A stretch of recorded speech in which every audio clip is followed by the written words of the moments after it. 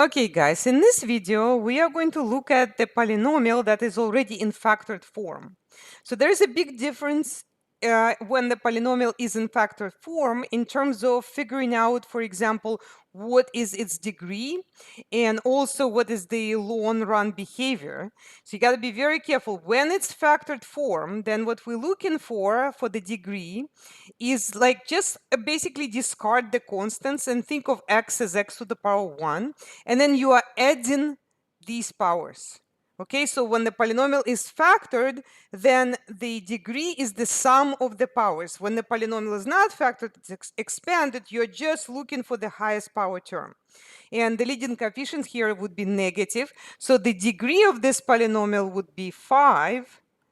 And because the leading coefficient is negative, the long run behavior would be something like this and like this. So at negative infinity, it'll go to positive infinity. At positive infinity, it'll be negative. Okay, so that's just to review the long run stuff. Okay.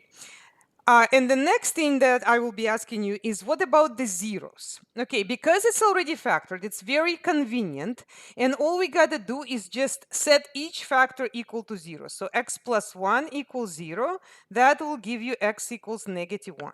Okay, and then x minus 9 equals 0. Forget that it's power 4.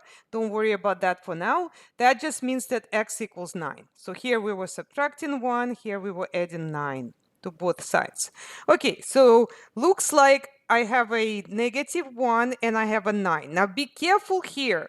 If you get this wrong, if you don't order the zeros from smallest to largest. So negative 1 is smaller than 9, so you got to put that first.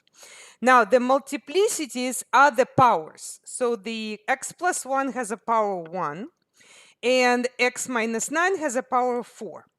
Now, in terms of whether it touches or crosses the x-axis, so when the power is 1 or any odd power, it is going to cross. Okay, so like imagine that you have some kind of intercept. The way if the power is 1, it's just going to cross like a line. So it's going to be like this, like a line. And of course, they could also be maybe this way, but it's going to cross like a line. That would be if the power was 1 or multiplicity was 1. If the multiplicity were 3, which didn't happen here, it'll also cross, but it'll cross like a cubic. So something like that. That's what's going to happen there. But it is going to cross from being below the axis to above. So that would be power 3.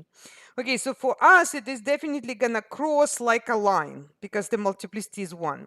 Now, what about if the multiplicity is even, like 4? Then it's going to touch. Now, it depends on like the sign around it, whether it's going to touch from above or from below, but it is going to touch. So any power 2, 4, 6, 8, it's going to look like that, or maybe like this, but it is not going to cross. It's going to touch. So that's what we choose here.